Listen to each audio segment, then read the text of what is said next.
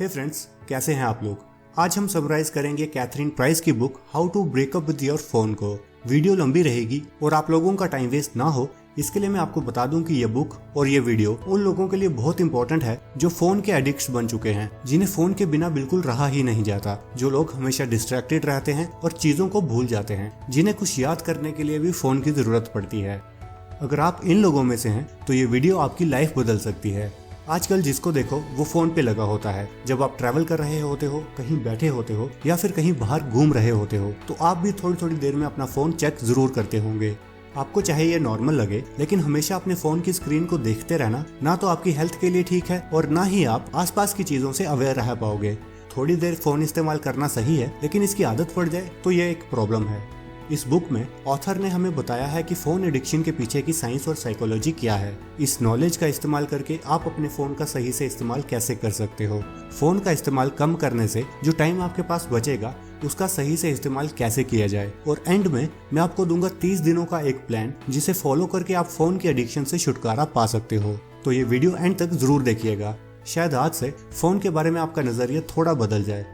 2016 में डिलॉयट सर्वे अमेरिका में किया गया था, जिसके अनुसार एवरेज अमेरिकन 47 टाइम्स दिन में अपना फोन चेक करता है और 18 से 24 की उम्र के लोग ऑन एवरेज 82 टाइम्स अपना फोन दिन में चेक करते हैं। इसको अगर टाइम के हिसाब से देखें तो एक एवरेज अमेरिकन दिन में 4 घंटे अपना फोन इस्तेमाल करता है, मतलब कि हफ्ते के 28 घंटे। ये टाइम में कुछ लोग पार्ट टाइम जॉब करके अच्छे खासे पैसे कमा लेते हैं और 18 से 24 की उम्र के लोग इससे डबल टाइम फोन पे बिताते हैं। स्टडी अमेरिका की है, लेकिन ये हर किसी के लिए एप्लीकेबल है। तो कैसे पता लगाया जाए कि आप फोन के एडिक्ट हो कि नहीं? इसके लिए एक सिंपल सा टेस्ट है, नाम है स्मार्टफोन कंपल्शन टेस्ट। ये टेस्ट आपको ऑनलाइन मिल जाएगा। इसमें कुछ सवाल पूछे जाते हैं, जैसे कि क्या आप ना चाहते हुए भी अपना ज्यादा टाइम फोन पे स्पेंड करते हो? क्या आप बिना मतलब के फोन और सोशल मीडिया पे स्क्रॉल करते रहते हो? क्या आप दूसरों से पर्सनली कम और फोन पे ज्यादा बात करते हो? क्या आप फोन अपने साथ बेड पे ले जाते हो? क्या आप इंपॉर्टेंट काम करते करते फोन चेक करते हो, किसी का रिप्लाई करने के लिए या फिर कोई नोटिफिकेशन चेक करने के लिए? अगर आपने इन सवालों का जवाब हाँ में दिया तो बेशक आप फोन के एडिक्ट बन चुके हो। लेकिन अच्छी बात यह है कि आप अकेले नहीं हो। अगर आप भी फोन के एडिक्ट हो तो वीडियो को लाइक कीजिए, ताकि हमें पता चल सके कि वीडियो को देखने वाले कितने लोग एडिक्ट्स हैं। चलिए अब मैं आपको बताता हूँ कि बार बार फोन चेक करने की आदत को एडिक्शन क्यों बोला गया है और यह हमारे लिए मैटर क्यों करता है। हमारे ब्रेन में एक हार्मोन होता है डोपामिन। जब डोपामिन रिलीज होता है तो ये हमारे ब्रेन के प्लेजर रिसेप्टर्स के साथ अटैच कर जाता है और हमें खुशी और आनंद फील होती है। अगर किसी एक्टिविटी की वजह से डोपामिन हमारे ब्रेन में लगातार रिलीज होता रहे तो हम उस एक्टिविटी को ज्यादा से ज्यादा करने लगते हैं। अब वो एक्टिविटी कुछ भी हो सकती है। पहले जब इंसान शिकार करके अपना पेट पालता था, तब ये डोपामिन उन्हें मोटिवेट करता था शिकार करने के लिए। खाना उस टाइम में बहुत कम होता था, इसलिए जब खाना मिलता था तो वो एक रिवॉर्ड की तरह काम करता था, जिससे डोपामिन हमारे ब्रेन में रिलीज होता था और इंसान ज्यादा से ज्यादा शिकार करता था। डोपामिन का डाउन साइड भी है, क्योंकि यही हमें किसी चीज का एडिक्ट भी बनाता है। पॉर्न का भी। जो लोग साइंस जानते हैं वो इसे अपने मतलब के लिए इस्तेमाल कर सकते हैं। इसका सबसे ज्यादा इस्तेमाल सोशल मीडिया एप्स करती हैं।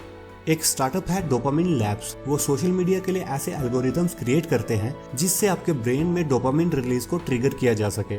इससे आप उन सोशल मीडिया एप्स को ज्यादा देर तक यूज करते हो और आप जितना ज्यादा ऑनलाइन रहोगे उतना ज्यादा पैसा ये कंपनीज कमाएंगी। फॉर एग्जाम्पल, एल्गोरिथम से आपके किसी भी ऐप को यूज करने के पैटर्न को स्टडी किया जाता है। ये देखा जाता है कि आप ऑन एवरेज कितना टाइम ऐप पे बिताते हो और फिर उसके हिसाब से समय समय पे आपको ऐसी पोस्ट, पिक्चर, कंटेंट रिकमेंड किया जाता है जिससे आप उस ऐप को देर तक यूज करो। ये होता है ना कि 10 मिनट यूट्यूब, इंस्टाग्राम देखना था, आधा घंटा निकल गया, टाइम का पता ही नहीं चलता। ऐसा बोलने वाले लोगों में से शायद आप भी एक होंगे। तो इस बात को समझ लो कि आप सोशल मीडिया यूज नहीं करते। आपके ब्रेन में डोपामिन को टाइम पे रिलीज करवा के, आपको ऐसी चीजें दिखा के जिससे डोपामिन रिलीज हो और आपको खुशी मिले, ये सब करके आपसे सोशल मीडिया को यूज करवाया जाता है ताकि आपका टाइम वेस्ट हो और इन बड़े बिजनेसेस का पैसा बने। अब देखते हैं कि फोन और कंसंट्रेशन का क्या रिलेशन है। हमारा ब्रेन बड़ी आसानी से डिस्ट्रैक्ट हो जाता है और आजकल फोन इस डिस्ट्रैक्शन को इनकरेज करते हैं। लोग बोलते हैं कि हम बड़ी जल्दी डिस्ट्रैक्ट हो जाते हैं, अच्छे से कंसंट्रेट नहीं कर पाते। फिर हम सोचते हैं कि शायद ये कोई गलत चीज है, लेकिन रियलिटी में ये तो एक नेचुरल फिनोमिनन है। असल में ह्यूमन हिस्ट्री की स्टार्टिंग में इंसान को डिस्ट्रैक्टेड रहना ही पड़ता था। जब इंसान शिकार करता था तब उसे हमेशा चौकन्ना रहना पड़ता था। आसपास जंगली जानवर होते थे, सिर्फ एक काम पे फोकस नहीं रह सकते थे, इसलिए खतरा फील होते ही भागना पड़ता था खुद को बचाने के लिए। आजकल इसे ही डिस्ट्रैक्शन बोला जाता है, जबकि ये तो इंसानों के लिए नेचुरल है कि हमारे आसपास क्या हो रहा है हम इसके बारे में अटेंटिव रहें। इतना ही नहीं, न्यूरोबायोलॉजी की वजह से भी लोग डिस्ट्रैक्टेड रहते हैं। कॉन्सेंट्रेट करना हमारे ब्रेन के लिए काफी टफ काम है। इसके 2 कारण हैं। पहले तो ब्रेन को ये डिसाइड करना होता है कि किस चीज पे फोकस करना है। ये एक कॉम्प्लेक्स काम है जो हमारे ब्रेन का प्रीफ्रंटल कॉर्टेक्स परफॉर्म करता है, और प्रीफ्रंटल कॉर्टेक्स काफी जल्दी थक जाता है। एक बार ये थक जाए तो हम डिस्ट्रैक्ट होने लगते हैं। और दूसरा कारण है कि लगातार कॉन्सेंट्रेट करना काफी एफर्ट्स यूज करता है। हमारे ब्रेन को आसपास की सभी चीजों को इग्नोर करना होगा, खुद के थॉट्स, सराउंडिंग्स को भी इग्नोर करना होगा, जो कि हमारी नेचुरल इंस्टिंक्ट से काफी अलग है। हम लोग इसे फील नहीं करते, लेकिन कंसंट्रेट करने के लिए हमारे ब्रेन को काफी एफर्ट्स करने पड़ते हैं। तो फोन इस सब में क्या काम करता है? वेल, ये ब्रेन को डिस्ट्रैक्शन प्रोवाइड करता है। इसे समझने के लिए फोन को बुक से कंपेयर करते हैं। जब आप अकेले में बुक पढ़ रहे होते हो तो डिस्ट्रैक्शंस मेनली बाहर से आती हैं। कोई डोर नॉक करेगा, कोई बुलाएगा किसी काम के लिए, लेकिन ज्यादा डिस्ट्रैक्शंस नहीं होंगी। अब मान लो आप फोन पे कुछ पढ़ रहे हो, फोन पे एक के बाद नोटिफिकेशंस आती जाएंगी, पहले व्हाट्सएप, फिर यूट्यूब, फिर इंस्टाग्राम, फिर कुछ और। सब की सब डिस्ट्रैक्शंस आपको आपकी स्क्रीन पे मिल जाएंगी, और इसके साथ बाहर की डिस्ट्रैक्शंस को जोड़ दो तो आपके ब्रेन के लिए किसी एक चीज पे कॉन्सेंट्रेट करना नियरली इम्पॉसिबल हो जाता है। इसलिए अगर आप किसी काम पे कॉन्सेंट्रेट करना चाहते हो तो सबसे पहले फोन कहीं दूर रख दो, ताकि नोटिफिकेशंस आपको डिस्टर्ब ना करें। और जो स्टूडेंट्स आजकल पेरेंट्स को बोलते हैं कि वो फोन पे पढ़ रहे हैं, अब मुझे बताने की जरूरत नहीं कि वो कितना पढ़ पाते होंगे। चलिए अब देखते हैं कि फोन हमारी मेमोरी को कैसे अफेक्ट करता है। मेमोरी 2 तरह की होती है, शॉर्ट टर्म और long term. Short term memory या फिर वर्किंग मेमोरी कह लो, आपके ब्रेन का वो पार्ट है जो प्रेजेंट मूवमेंट को ट्रैक करता है। जैसे कि कार की चाबी ढूंढते ढूंढते आप ये ना भूल जाओ कि आप कार की चाबी ढूंढ रहे थे, ये शॉर्ट टर्म मेमोरी का काम है। शॉर्ट टर्म मेमोरी एक वक्त में बस कुछ ही चीज़ों को ट्रैक कर सकती है। 1956 में साइकोलॉजिस्ट जॉर्ज ए मिलर की स्टडी से पता चला कि शॉर्ट टर्म मेमोरी बस 7 चीज़ों को ट्रैक कर सकती है, लेकिन recently science author Nicholas Carr की स्टडी कहती है कि अब ये मेमोरी बस 2-4 चीज़ों को ही ट्रैक कर सकती है। फ़ोन हमें कंटिन्यूसली डिस्ट्रैक्ट करके हमारी शॉर्ट टर्म मेमोरी को अफेक्ट करता है। कोई काम करते करते या फिर किसी से बात करते करते कोई मैसेज या फिर नोटिफिकेशन आ जाए और हम फ़ोन यूज़ करने लगे तो कभी कभी हम उस काम को भूल जाते हैं। इसी वजह से हम रिसेंटली किससे मिले उनका नाम हमें याद नहीं रहता। कभी कभी तो कुछ दिनों बाद उनकी शक्ल भी याद नहीं रहती, और कभी कभी हम ये भूल जाते हैं कि हम क्या काम कर रहे थे, और ये सब फ़ोन की वजह से ही है। ना सिर्फ शॉर्ट टर्म मेमोरी, फ़ोन की वजह से हमारी लॉन्ग टर्म मेमोरी भी अफेक्ट होती है। लॉन्ग टर्म मेमोरी का फंक्शन है कि वो 1 हफ्ते, 1 महीने या फिर 1 साल से ज़्यादा पुरानी इन्फॉर्मेशन को याद रखे। लेकिन कोई भी इन्फॉर्मेशन सबसे पहले शॉर्ट टर्म मेमोरी में जाती है और फिर वो लॉन्ग टर्म मेमोरी में ट्रांसफ़र होती है। जब फ़ोन हमारी शॉर्ट टर्म मेमोरी को ही इंटरफेयर करने लगता है तो ये इन्फॉर्मेशन हमारी लॉन्ग टर्म मेमोरी में पहुंच ही नहीं पाती, और इस सब के लिए हमारे फ़ोन से ही रिस्पॉन्सिबल हैं। मेमोरी के साथ साथ फ़ोन आपके स्लीप पैटर्न को भी डिस्टर्ब करता है, जिससे आप ओवरऑल अनहेल्दी रहने लगते हो। आपने खुद नोटिस किया होगा कि अगर आप सोते समय फ़ोन यूज़ करते हो तो आपको नींद देर से आती है। फ़ोन यूज़ करते करते सोने की कोशिश करना वैसा ही है जैसे कि आप सोने की कोशिश कर रहे हो लेकिन रूम में कोई टीवी देख रहा हो या फिर कोई झगड़ा कर रहा हो। फ़ोन से निकलने वाली ब्लू लाइट हमारे लिए प्रॉब्लम कॉज करती है। जब हमारा ब्रेन ब्लू लाइट डिटेक्ट करता है तो उसे लगता है कि अभी दिन का समय है, इसलिए अगर आप रात भर फ़ोन यूज़ करते हो तो आपके लिए सोना भी मुश्किल हो जाएगा। आपको शायद मालूम ना हो, लेकिन सोने की भी एक साइंस है। अगर आप खुद को ब्लू लाइट से दूर कर लोगे तो ब्रेन मेलाटोनिन प्रोड्यूस करने लगता है। मेलाटोनिन वो हार्मोन है जो हमारी बॉडी को सोने के लिए रेडी करता है। बता दूं कि ब्लू लाइट हर एक स्क्रीन से निकलती है, ना केवल फ़ोन की स्क्रीन से। इस सब का मतलब यही है कि अगर आप शाम को या फिर रात को टीवी, फ़ोन या फिर किसी भी स्क्रीन के सामने बैठे हो तो आपको नींद देर से आएगी, और अगर इन्हें शाम और रात में अवॉइड करोगे तो नींद जल्दी आएगी। 2008 में हार्वर्ड मेडिकल स्कूल की स्टडी से पता चला कि अगर आपकी नींद पूरी नहीं होती तो ये आपके मूड, डिसीजन मेकिंग और लर्निंग एबिलिटी को अफेक्ट करता है। इसी स्टडी से यह भी पता चला कि नॉर्मली आपको हर रात 7 से 8 घंटे सोने की जरूरत होती है, लेकिन अगर आप लगातार 10 दिन भी बस 6 घंटे की नींद लेते हो तो भी आपको नुकसान होना शुरू हो जाएगा। इसका असर आपके अलर्टनेस पे वैसा ही होगा जैसे कि आप 24 घंटे से सोए ना हो। लेसन क्लियर है, ना सिर्फ आपको अपना फोन अपने साथ बेड पे नहीं ले जाना है, हो सके तो सोने से कुछ घंटे पहले भी आपको अपना फोन अवॉइड करना चाहिए। ये सब तो हो गया कि फोन कैसे हमारी लाइफ को ओवरऑल इफेक्ट करता है। तो अब सवाल ये है कि हम अपने फोन से ब्रेकअप कैसे कर सकते हैं। इसकी कुछ टिप्स मैं आपको अब बताऊंगा। फोन से ब्रेकअप करने के लिए आपको 2 चीजों की जरूरत होगी। पहली है ऐसा करने की मोटिवेशन और दूसरी है फोन बिहेवियर को लेके आपकी सेल्फ अवेयरनेस। देखिए, ऐसा नहीं है कि आपको आज से ही अपने फोन से पूरी तरह ब्रेकअप कर लेना है। इसके लिए पहले छोटा सा ट्रायल ब्रेकअप कर लें। इससे आपको समझ में आ जाएगा कि आपकी कौन सी आदतें बुरी हैं और कैसे आप अपने फोन के साथ इंटरेक्शंस को इम्प्रूव कर सकते हो। अगर आप फोन से ब्रेकअप करना चाहते हो तो आपको ये क्रिस्टल क्लियर होना चाहिए कि आप ऐसा क्यों करना चाहते हो, आपकी मोटिवेशन क्या है। आप बस ये सोच के अपने फोन से ब्रेकअप नहीं कर सकते कि फोन का इस्तेमाल कम करना आपके लिए अच्छा होगा। इसके लिए आपको पहले तैयार होना पड़ेगा, क्योंकि आप अपने गर्लफ्रेंड या बॉयफ्रेंड से ब्रेकअप बस इसलिए थोड़े ना कर लोगे क्योंकि आपको लगता है कि कोई नया रिलेशनशिप शायद आपके लिए अच्छा होगा। ब्रेकअप करने से पहले आपको पता होना चाहिए कि न्यू रिलेशनशिप में कौन सी चीजें पुरानी रिलेशनशिप से बेटर होंगी। इसीलिए अपनी मोटिवेशन ढूंढिए। अपने फोन से ब्रेकअप करना आपको एक अपॉर्चुनिटी दे सकता है। आप न्यू लैंग्वेज सीख सकते हो, अपने दोस्तों और फैमिली के साथ क्वालिटी टाइम स्पेंड कर सकते हो। फोन से ब्रेकअप करने का दूसरा एलिमेंट है कि आप खुद के बिहेवियर से भी अवेयर रहो। आपको पता होना चाहिए कि दिन में एग्जैक्टली आप कितना टाइम अपने फोन पे स्पेंड करते हो। इसके लिए आजकल मैक्सिमम फोन्स पे एप्स आने लगी हैं। आपको मूवमेंट या फिर ऑफ टाइम जैसी एप्स भी ये पता करने में मदद कर सकती हैं कि आप दिन में कितनी बार अपना फोन अनलॉक करते हो और कितने घंटे अपना फोन को यूज करते हो। जब आपको पता होगा कि कितना टाइम आप अपने फोन पे वेस्ट करते हो तो आप समझ पाओगे कि कितना टाइम आप अपनी फोन की हैबिट को इम्प्रूव करके सेव कर सकते हो और आप उस टाइम में क्या क्या एक्टिविटीज कर सकते हो। टिप नंबर 2 है कि आप अपने फोन से सोशल मीडिया ऐप्स डिलीट कर दें। सोशल मीडिया ऐप्स और जंक फूड में कोई फर्क नहीं है। हम थोड़ा सा खाते हैं और फिर और खाने का मन करता है। इसी तरह सोशल मीडिया ऐप्स पे हम 5 मिनट बोल के घंटों टाइम वेस्ट कर देते हैं। इसीलिए अच्छा है कि आप इन ऐप्स को डिलीट कर दो। इन्हें डिलीट करना इतना मुश्किल नहीं है। हाँ, डिलीट करते वक्त ये ऐप्स आपसे सवाल करेंगी कि क्या आप सच में ये ऐप डिलीट करना चाहते हो। कुछ ऐप्स आपको बताती हैं कि ऐप डिलीट करने से आपका डाटा डिलीट हो जाएगा। ये सब तरीके हैं कि आप अपने डिसीजंस को क्वेश्चन करो। इन सब मैसेजेस को इग्नोर करो और बस सोशल मीडिया ऐप्स को डिलीट कर दो। देखिए, सोशल मीडिया ऐप्स को डिलीट करने का मतलब ये नहीं है कि आपको सोशल मीडिया यूज करना ही नहीं है। आप अपने फोन के ब्राउजर पे या फिर लैपटॉप या कंप्यूटर पे सोशल मीडिया यूज कर सकते हो। आपको बस सोशल मीडिया और अपने बीच एक इनविजिबल दीवार क्रिएट करनी है ताकि सोशल मीडिया आप कम से कम एक्सेस करो, और अगर यूज करना चाहो तो ये आपका कॉन्शियस डिसीजन हो, ना कि एक नोटिफिकेशन आया और आप शुरू हो गए अपने फोन इस्तेमाल करने।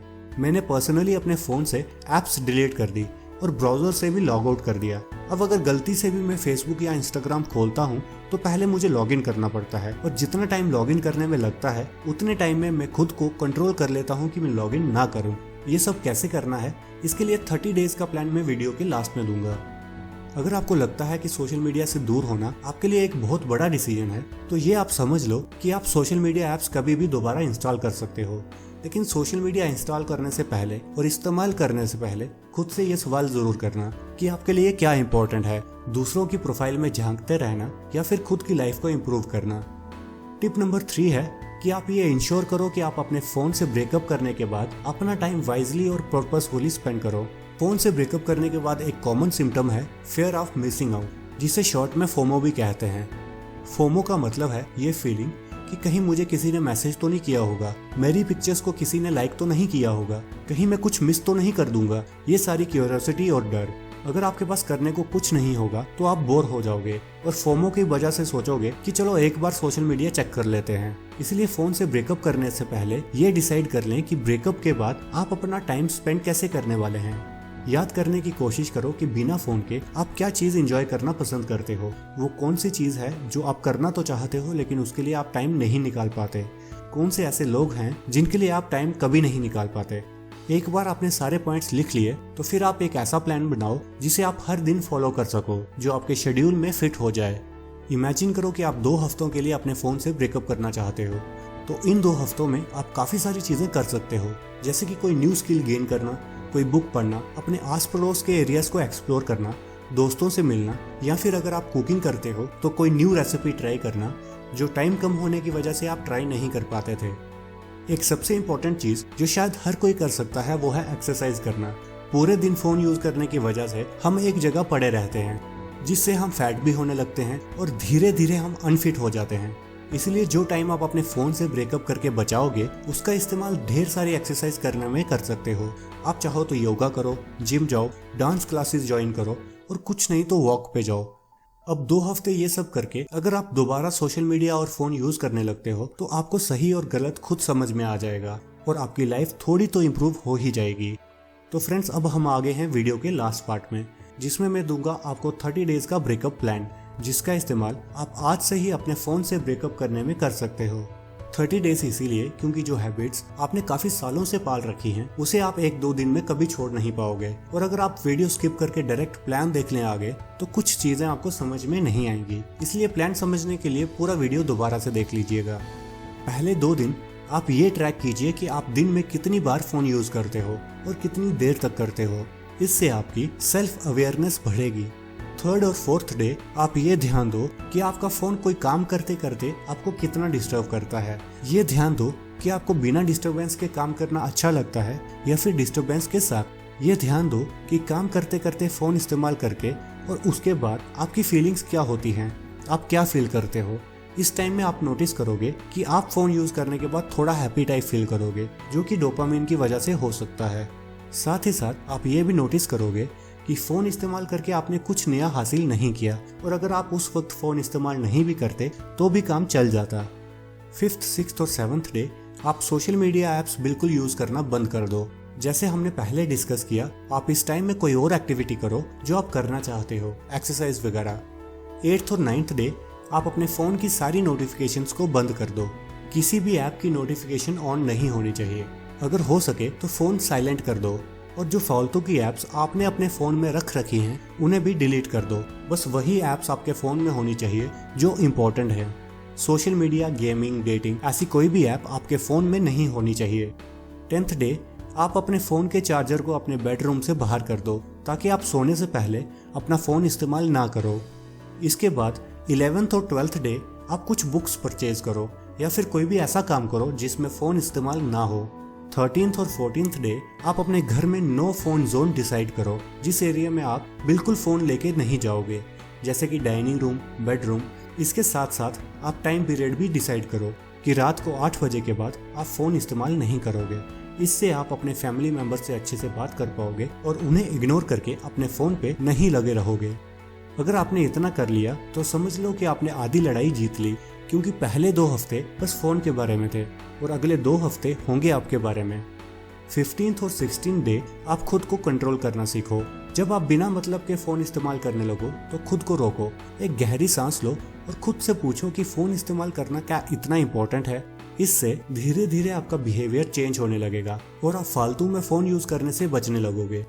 17th और 18th डे आपको कुछ कंसंट्रेशन एक्सरसाइज करनी चाहिए। जैसे जैसे आपकी कंसंट्रेशन और फोकस बढ़ेगा, आप कम डिस्ट्रैक्ट होने लगोगे और फोन की तरफ कम जाओगे। 19th और 20th डे बहुत इंपॉर्टेंट है। इसके लिए आपको पूरे 2 दिन चाहिए। अगर वीकेंड हो तो ज्यादा अच्छा है। इन 2 दिनों में आपको फोन बिल्कुल इस्तेमाल नहीं करना है। फोन ऑफ कर दो या फिर किसी फैमिली मेंबर को दे दो जो इम्पोर्टेंट कॉल्स आपको बता सके। बाकी चीजों के लिए नोटबुक रख लो, ताकि इम्पोर्टेंट काम जो भी हो, जो आपको याद आए और कोई थॉट्स जो आपके हों, वो आप उसमें लिख सको। इसके बाद 2-3 दिन जाने की 21st, 22nd और 23rd डे आप 19th और 20th डे को एनालाइज करो। आप समझ पाओगे कि फोन के साथ आपकी लाइफ कैसी थी और बिना फोन के कैसी रही, क्या चीज आपके लिए इम्पोर्टेंट है और क्या नहीं, किस चीज के लिए फोन इस्तेमाल करना जरूरी है और किस चीज के लिए नहीं। इसके बाद एक आखिरी हफ्ते आप फिर से अपने फोन के बिहेवियर को एनालाइज करो, अपने बिहेवियर को चेक करो। आपके फोन में अगर अभी भी कुछ ऐसा है जो आपको लगता है कि इम्पोर्टेंट नहीं है, उसे डिलीट कर दो। फालतू के ईमेल्स को अनसब्सक्राइब करो और अपनी लाइफ को स्ट्रीमलाइन करो। ये सब जब आप कर लोगे तो 1 महीने बाद आपको गारंटीड नींद टाइम पे आएगी। आप सुबह जल्दी जाग पाओगे, आप एनर्जेटिक रहोगे, आपकी कंसंट्रेशन अच्छी होगी और ओवरऑल आपकी लाइफ इंप्रूव होने लगेगी। दोस्तों, आज की वीडियो में बस इतना ही। वीडियो थोड़ी लंबी बन गई, उसके लिए माफ़ करिएगा। अगर वीडियो अच्छी लगी तो लाइक और शेयर ज़रूर कीजिए। अगर अच्छी नहीं लगी तो कमेंट्स में बताइए कि हम क्या इम्प्रूव कर सकते हैं। अगर आप हमारे चैनल को सब्सक्राइब करेंगे तो हमारी हर एक वीडियो आप तक पहुंच पाएगी। हम इसी तरह की वीडियोस आपके लिए लाते रहेंगे। मिलते हैं नेक्स्ट वीडियो के साथ, तब तक के लिए टेक केयर।